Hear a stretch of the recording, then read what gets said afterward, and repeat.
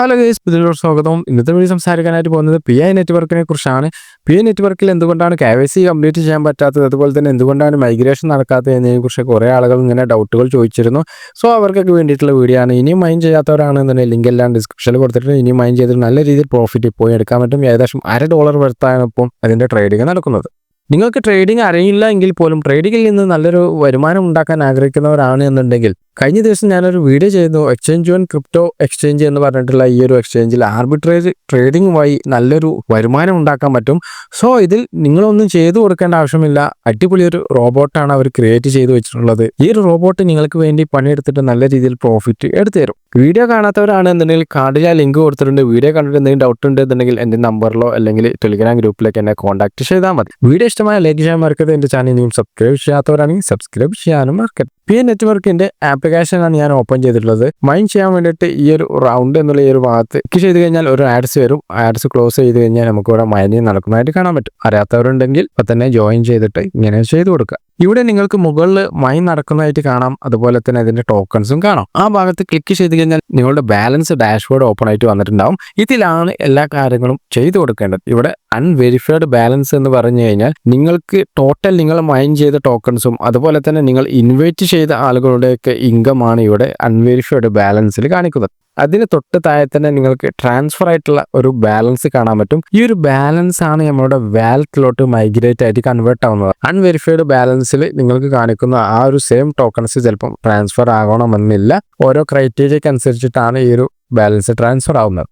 അതുകൊണ്ട് തന്നെ ട്രാൻസ്ഫർ ആയ ആ ഒരു ടോക്കൺ മാത്രമേ നമുക്ക് മൈഗ്രേഷൻ ആയിട്ടുള്ള മെയിൻ നെറ്റിൽ കാണിക്കുകയുള്ളൂ. ട്രാൻസ്ഫർ ആവണമെന്നുണ്ടെങ്കിൽ അതുപോലെ നിങ്ങൾക്ക് മൈഗ്രേറ്റ് ആവണമെന്നുണ്ടെങ്കിൽ നിങ്ങൾ ചെയ്യേണ്ട കുറച്ച് കാര്യങ്ങളുണ്ട്. അത് എന്തെല്ലാം എന്നുള്ളത് നമുക്ക് നോക്കാം. ഇവിടെ വ്യൂ ചെക്ക് ലിസ്റ്റ് എന്നുള്ള ഈ ഒരു ഓപ്ഷൻ സെലക്ട് ചെയ്ത് കഴിഞ്ഞാൽ നിങ്ങൾക്ക് നിങ്ങളുടെ main net check list open ആയിട്ട് വരും. ഇവിടെ normally download PI browse app completed ആണ്. അതുപോലെ തന്നെ ക്രിയേറ്റ് നിങ്ങളൊരു വാലറ്റ് ക്രിയേറ്റ് ചെയ്യണം. അതിൻ്റെ കംപ്ലീറ്റഡ് ആണ്. കൺഫേം യുവർ PI വാലറ്റ്, ആ ഒരു വാലറ്റ് നിങ്ങൾ കൺഫേം ചെയ്യണം. അത് കംപ്ലീറ്റഡ് ആണ്. അതുപോലെ തന്നെ കമ്മിറ്റ് ഒരു ലോക്കപ്പ് കോൺഫിഗറേഷൻ അത് നമ്മൾ ചെയ്ത് കൊടുക്കണം. അതുപോലെ തന്നെ സെക്യൂർ ഒരു വാലറ്റ്, നിങ്ങളുടെ വാലറ്റ് സെക്യൂർ ചെയ്യണം.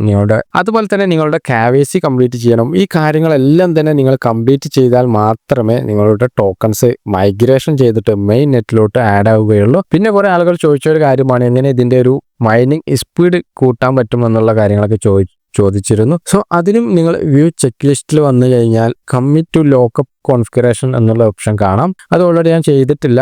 നമുക്ക് ചെയ്യാൻ വേണ്ടി സ്റ്റാർട്ട് എന്നുള്ള ഓപ്ഷൻ കൊടുത്തു കഴിഞ്ഞാൽ ഇവിടെ ഉണ്ട് ലോക്കപ്പ് എന്നുള്ള ഈ ഒരു ഓപ്ഷൻ. അതായത് നിങ്ങൾക്ക് എത്ര ടോക്കൺസ് ആണ് കിട്ടുന്നത് അതിൻ്റെ എത്ര പെർസെൻറ്റേജ് ഞാൻ ലോക്ക് ചെയ്യുകയാണ് എന്നുള്ള രീതിയിലാണ് അവിടെ ചെയ്തു കൊടുക്കേണ്ടത്. എത്ര വർഷത്തേക്കാണ് ഈ ടോക്കൺസ് ഒക്കെ ഞാൻ ലോക്ക് ചെയ്യുന്നത്, ആ ഒരു അത്രയും വർഷം നമുക്ക് ആ ടോക്കൺസ് അൺലോക്ക് ചെയ്യാൻ പറ്റുകയില്ല, വിഡ്രോ ചെയ്യാൻ പറ്റുകയില്ല. പക്ഷെ നിങ്ങൾ എത്രത്തോളം നിങ്ങൾക്ക് കിട്ടുന്ന ടോക്കൺസ് നിങ്ങൾ സ്റ്റേക്ക് ചെയ്യുന്നുണ്ടോ, അതുപോലെ തന്നെ അത് എത്ര ഇയറിനാണ് സ്റ്റേക്ക് ചെയ്യുന്നത് അതിനെ ഡിപ്പെൻഡ് ചെയ്തിട്ടാണ് നിങ്ങളുടെ മൈനിങ് ഇൻക്രീസ് വർദ്ധിക്കുന്നത്. പിന്നെ നെക്സ്റ്റ് വരുന്നത് നിങ്ങൾ ഫ്രണ്ട്സിനെ റെഫർ ചെയ്യുക എന്നുള്ളതാണ്. അതും കൂടി കൂട്ടിയിട്ടാണ് നമ്മളുടെ മൈനിങ് സ്പീഡ് കൂടുന്നത്. സോ ഞാനിവിടെ ലോക്കപ്പ് സക്സസ് ആയിട്ടുണ്ട്. നെക്സ്റ്റ് നമ്മളുടെ വാലറ്റ് സൈൻ ചെയ്യണം. അതിന് ആ ഓപ്ഷനിൽ സെലക്ട് ചെയ്ത് കഴിഞ്ഞാൽ ടേംസ് ആൻഡ് കണ്ടീഷൻസ് അക്സെപ്റ്റ് ചെയ്യുക. എന്നിട്ട് നമ്മളുടെ വാലറ്റിന്റെ സീഡ് പ്രൈസ് കൊടുത്തതിന് ശേഷം സൈൻ കൊടുക്കുക. സൈൻ ചെയ്ത് കഴിഞ്ഞാൽ തന്നെ ആ ഒരു ഓപ്ഷൻ കംപ്ലീറ്റ് ആയി. നെക്സ്റ്റ് വരുന്നത് KYC ആണ്. KYC കംപ്ലീറ്റ് ചെയ്യുക. കംപ്ലീറ്റ് ആയി കഴിഞ്ഞാൽ ആ ഒരു വെയിറ്റ് ഫോർ KYC റിസൾട്ട് എന്നുള്ള ഭാഗത്തും ഗ്രീൻ കാണിക്കും.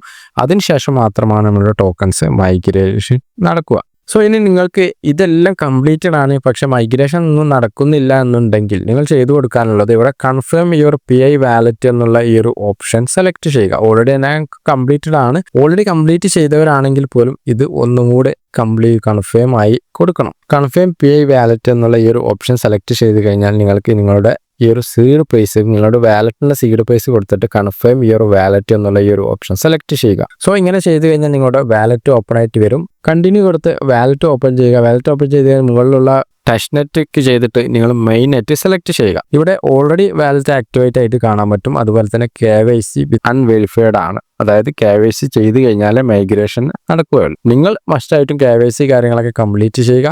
കംപ്ലീറ്റ് ചെയ്തവരാണ് എന്നുണ്ടെങ്കിൽ ഒന്നുകൂടെ നിങ്ങൾ വാലറ്റ് സൈൻ ചെയ്യുക. ഇത്തരം കാര്യങ്ങളാണ് ചെയ്തു കൊടുക്കാനുള്ളത്. വീഡിയോ ഇഷ്ടമായ ലൈക്ക് ചെയ്യാൻ മറക്കരുത്. വീണ്ടും അടുത്ത നല്ലൊരു ഡിസ്മായിട്ട് കാണാം.